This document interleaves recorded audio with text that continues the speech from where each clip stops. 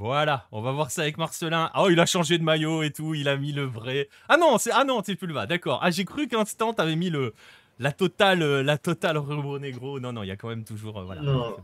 Bon, ça reste Flamengo quand même, hein. Attention, hein, mais c'est une idée peut-être pour la prochaine fois. La prochaine fois, maillot de Fluminense? Non, non, peut-être Non, pas faut quand pas même. déconner quand même. Bref. On va justement, avec toi, on va parler de, bah justement, je le disais, de quelque chose de plus positif. On va parler de cette compétition, hein, la Taça das Favelas, pour évoquer donc une compétition qui est quand même très particulière. Et bah, je vais dire une petite lapalissade, on va commencer par le commencement. Marcelin, c'est quoi cette compétition? C'est un tournoi qui a été créé en 2012 à Rio de Janeiro par la CUFA, c'est-à-dire Central Única das Favelas. Alors, la CUFA, c'est une ONG qui a été fondée en 1999 à Cidade de Deus, donc la favela qui a donné le nom au film La Cité de Dieu, parce que c'est l'histoire de cette favela, par un rappeur qui s'appelle MV Bill. Et aujourd'hui, l'ONG est présente dans tous les États du Brésil, donc les 27, et dans d'autres pays aussi à travers le monde. Je crois qu'il y a 17 pays en tout où l'ONG est également présente. Et elle a pour but de promouvoir l'éducation, la culture et les loisirs, notamment le hip-hop, comme c'est un rappeur qui a fondé l'ONG, mais aussi littérature, théâtre, sport et beaucoup de projets sociaux dans les favelas.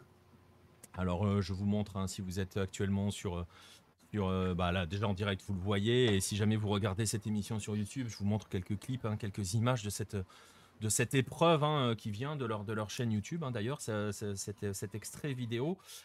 Et vous le voyez peut-être un petit peu quand même, hein, à travers les images. Marcelin, c'est une compétition qui est incroyablement organisée, justement, et qui ne cesse de croître, hein, concrètement depuis sa création. Est-ce que tu peux justement nous parler un petit peu bah, justement de son histoire et de son évolution? Oui, donc elle a été disputée annuellement à partir de 2012, donc elle est toujours organisée par la CUFA. Donc c'était un tournoi entre les favelas de Rio. Et dès 2012, il y avait déjà un tournoi masculin et un tournoi féminin aussi. Donc en fait, c'est en avance sur la CBF, puisque le Brasileirão féminin date de 2013. Donc un an avant, il y avait déjà ce tournoi féminin. Et la première édition a été remportée par la Rocinha, donc c'est la favela où j'habite. Je pense qu'on fera un autre dossier un jour pour parler un petit peu plus du foot à Rocinha. Mais ils avaient battu en finale Jacques Arezinho, donc, qui est connu pour être la favela où est né Romario. Donc le tournoi se dispute tous les ans. Il a été interrompu forcément en 2020 et 2021 à cause de la Covid. Mais il est revenu en 2022. Donc il y a le tournoi de Rio de Janeiro. Et depuis 2019, il y en a aussi à São Paulo. Et en 2022, il y avait une autre nouveauté qui s'appelle le Favelaon. Et ça reprend en fait le même principe que le championnat national des sélections d'État qui a été créé par la CBD en 1922, donc 100 ans plus tôt. C'est un tournoi qui regroupe les meilleurs joueurs de chaque État. Donc il y a des détections qui rejoignent, enfin les joueurs peuvent rejoindre une équipe de leur État. Et les finales de 2022, pareil, un tournoi féminin et un tournoi masculin sont disputées les finales à l'Arena Barueri, donc c'est dans l'état de São Paulo. Le tournoi féminin, c'est la sélection Carioca donc de Rio qui a battu la sélection Paulista. Et chez les hommes, la sélection Paulista a gagné contre la sélection Goiânia. Et encore une nouvelle nouveauté cette année, il y a une deuxième division pour le tournoi masculin à Rio, seulement le tournoi masculin à Rio. Et à São Paulo, il y a un tournoi féminin et masculin aussi où il y a une deuxième division. Donc ça a commencé, la finale de 2022 a eu lieu en octobre. Et là, ça a déjà repris, ça a commencé juste après le carnaval, où il y a 52 favelas qui sont divisées en 17 groupes. Et donc le vainqueur de chaque groupe ensuite peut accéder à la première division de la Taça das Favelas. Donc au final, la CUFA estimait que cette année, il y a 96 000 jeunes de favelas de Rio qui vont participer au processus donc des détections jusqu'au tournoi final. Alors on verra tout à l'heure, hein, pour l'impact que ça peut avoir footballistiquement parlant. On parlera aussi un petit peu de l'impact sociétal dans l'histoire. C'est pas une gambardella, hein, Letco. Alors apparemment, Canal a fait un sujet là-dessus. Je ne savais pas, pour te dire les choses. C'est vraiment un tournoi à part. Hein. C'est pas la gambardella, c'est quand même le tournoi des nationaux, du championnat national français des clubs. Là, ce sont des équipes formées dans les favelas. Hein. Il n'y a pas d'autres structures autour. Hein. C'est ça, on est d'accord. Hein. Oui, après, il y a en général des ONG qui soutiennent ces équipes, mais oui, ça n'a rien à voir avec les clubs professionnels. Par contre, c'est des jeunes. C'est peut-être pour ça qu'ils parlaient de Ouais. Gambardella. Dans l'esprit, Puisque... c'est réservé aux jeunes. C'est ça. Hein. Oui, ouais. Dans l'esprit, c'est réservé aux jeunes. Effectivement, Rodolphe, ça a l'air vraiment bien organisé. Ça l'est, hein, vous voyez à quel point le truc s'est développé, le truc est vraiment organisé avec différentes choses. On va parler un petit peu de celle de Rio, forcément, puisque tu es à Rio, déjà. Elle se joue, cette Taça das Favelas à Rio, parce qu'on l'a vu, hein, vous l'avez vu peut-être sur la vidéo que j'ai passée, et puis je peux vous montrer une image. C'est dans plusieurs États hein, du Brésil. Elle se joue, celle de Rio.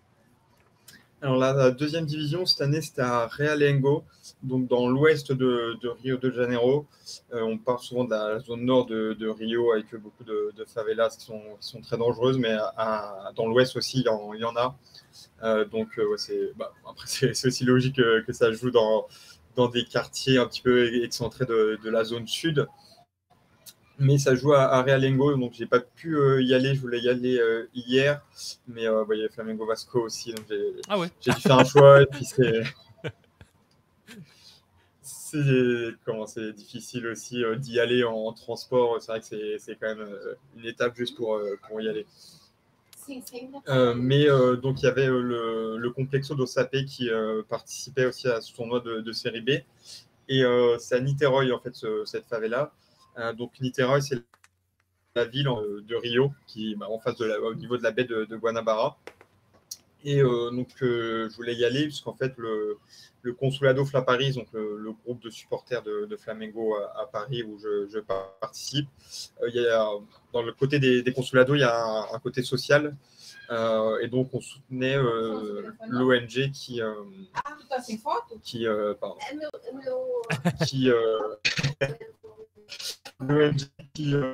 soutenait l'équipe. En fait, il y a plusieurs projets dans la Nous, on était allé juste avant Noël pour donner des habits et des aliments, et puis aussi rencontrer les enfants. Et donc, il y a aussi ce projet social qui s'appelle Sociedade Sportiva Juventude, donc qui est une équipe où il y a toutes les catégories de jeunes qui peuvent s'entraîner tous les jours, et ceux qui ont représenté le Complexo de Sapé pour la Taça das Favelas. Ils ont perdu les deux matchs. Comme il y a 3 équipes par groupe, ça va assez vite avec que 2 matchs. Ils ont perdu les 2, mais je suis dans le groupe WhatsApp aussi avec les joueurs, et ils étaient plutôt satisfaits de leur tournoi. Ça a été une belle expérience pour eux. Alors justement, on parlait un petit peu voilà, de cette dimension un petit peu sociale aussi qu'il y a derrière ces projets-là. Ça n'a rien à voir avec le Mundialito des Porvenir péruviens, hein, Nostromo, où là c'est un truc très très particulier. On en avait parlé, sur Hello avec Romain. On est sur autre chose, on est sur des jeunes qui sont issus de ces zones, de ces quartiers, je sais pas si on peut dire des quartiers, de ces zones très particulières, aussi parce que c'est aussi l'un des buts de cette compétition, Marcelin, puisque on évoque aussi un petit peu, hein, dès qu'on parle de favelas, on parle forcément de violence, il y a toujours cette image qui s'y accole, et justement cette compétition aussi, elle permet un petit peu de sortir de cette image. Elle s'attaque un petit peu carrément à cette image qui consiste à résumer les favelas par des zones de non-droit où la violence est tout le temps là, quoi. Oui, la CUFA, donc, qui organise ce tournoi, a aussi produit un documentaire qui s'appelle Falcão Meninos do Tráfico, donc sur les mineurs qui sont guetteurs dans le trafic de drogue dans tout le Brésil. Le reportage, ça suit entre 98 et 2006. Et à la sortie du film, sur les 17 jeunes qui sont interviewés dans le reportage, il y en a 16 qui étaient déjà morts. Et le seul survivant était en prison, et il a dit c'est ça qui l'a sauvé. Mais le reportage est disponible sur YouTube. Il est sous-titré en portugais parce que le dialecte un petit peu, c'est compliqué de comprendre. pour les Brésiliens. Mais j'ai regardé du coup, il n'y a pas longtemps et ça, il est assez choquant. Et un jeune, notamment, il y a une phrase qui m'a marqué, il dit si je meurs, je pourrais me reposer. Donc c'est vrai qu'on associe beaucoup les favelas au trafic qui est encore présent, qui est beaucoup présent dans de nombreuses favelas. Et la violence aussi, on parlait de Jacques Carizinho ou Agrandir Romario. En 2021, il y a eu une opération de police et un policier qui est mort dans cette opération. Et donc la police, par vengeance, a tué 27 personnes. Il y en avait seulement 3 qui étaient recherchées pour trafic de drogue. Mais il y avait des personnes qui n'avaient aucun lien avec le trafic. Et juste ce week-end-là, c'était vendredi, il y a le père de l'une des victimes qui est mort d'une balle perdue lors d'une fusillade. Donc on voit qu'il y a beaucoup de violence dans les favelas. Et la presse parle de ces opérations. Et donc pour ceux qui n'habitent pas dans la favela, il y a une image très négative de la favela. Et pour certains, c'est juste le trafic, la violence, et il n'y a rien de bon dans la favela. Il y en a qui pensent ça. Donc c'est vrai que le tournoi permet de montrer une autre image des favelas. Et puis en plus, c'est vrai que pour les jeunes, c'est une opportunité incroyable puisque ils peuvent déjà sortir de leur environnement, peuvent jouer contre d'autres personnes. Et puis, par exemple, la finale de São Paulo en 2019, c'était joué au Pacaembu. L'année dernière, à Rio, c'était au stade Moça Bonita à Bangu. Il y avait 10 000 spectateurs. Le tournoi est retransmis à la télévision. Donc, c'est aussi pour eux une vraie expérience qui va les marquer dans leur vie. Ouais. D'ailleurs, on a vu quelques images du Pacaembu avec cette finale de 2019. Et justement, tu évoques ces jeunes donc, qui sont sortis un petit peu de leur contexte habituel, quotidien, j'ai presque envie de dire, qui voient autre chose. Et j'ai vu passer cette phrase dans le chat, ça permet aux jeunes d'espérer par le sport. Et il y avait une question de Patrice, justement. Est-ce que les clubs pro envoient des recruteurs pour superviser cette compétition? On va voir justement du point de vue football que ça peut. Alors, c'est pas l'objectif, qu'on s'entende bien. C'est pas l'objectif. L'objectif, c'est pas de sortir les talents de demain au Brésil. Il y a d'autres structures pour cela. C'est pas l'objectif, mais quand même, cet aspect rêve du monde professionnel peut exister. Oui, il y a forcément des recruteurs des grands clubs qui vont regarder ce tournoi. La COUFA estime qu'il y a plus de 100 000 joueurs qui sont passés par le tournoi depuis 10 ans. Et la COUFA offre aussi une prime de 30 000 reais qui est partagée entre les 3 premiers. Donc ça fait environ 6 000 euros. Au final, ce n'est pas grand-chose puisque faut payer tous les équipements, les entraîneurs qui vont faire les entraînements tous les jours, même si en général c'est bénévole, ils reçoivent quand même un petit peu d'argent. Et puis le transport aussi, comme j'ai dit, c'est loin forcément pour toutes les autres favelas. Donc il faut y aller avec un bus qui est loué aussi. Donc ça coûte de l'argent.